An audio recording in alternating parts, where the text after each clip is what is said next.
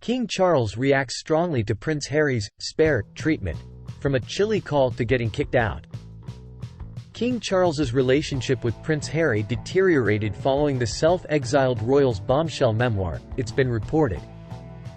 Omid Scobie's damning new book, Endgame, Inside the Royal Family and the Monarchy's Fight for Survival, reveals how the king reacted to last year's explosive spare and the claims it made.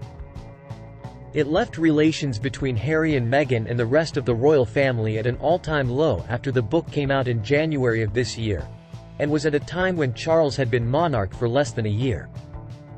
Alongside that, it leveled damning criticism at some of Charles's nearest and dearest, including calling his wife, Queen Camilla, a villain, and accusing her of leaking stories about him to the press.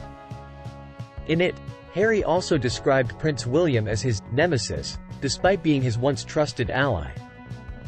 Despite all of this, the father-son duo are still in contact and spoke on the phone for Charles's 75th birthday earlier this month. But in the new royal book by Mr. Scobie, he gives further details on how their relationship has fared over the past year. One awkward phone call.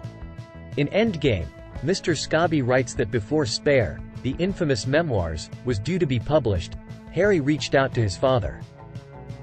But once he had found out about the book's release, Charles reportedly hadn't been keen to chat. The Mirror previously revealed that the now king had been given the chance to talk through any grievances with Harry whilst he was writing it, but he refused to make contact. Eventually, Harry did make the call, but it didn't lead to any positive change. A friend of the Duke told the author, "It was an awkward conversation, but he knew if he didn't make those first steps, there would never be any progress. There was no raised voices, no arguments. But the king was cold and brief rather than open to any proper dialogue." But another source told Mr. Scobie, "It's complex, but there's increasing frustration from some of the wider circle of family members that Charles won't fix things for the sake of everyone." Kicked to the curb.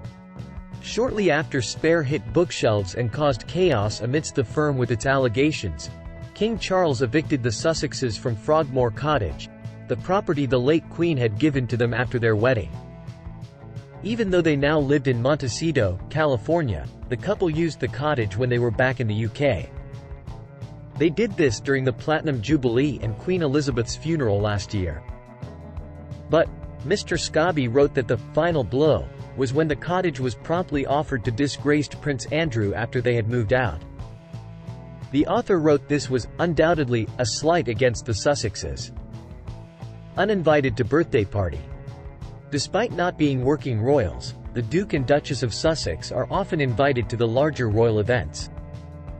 But when the king turned 75 earlier this month, there was no contact between them and Buckingham Palace regarding any invitations.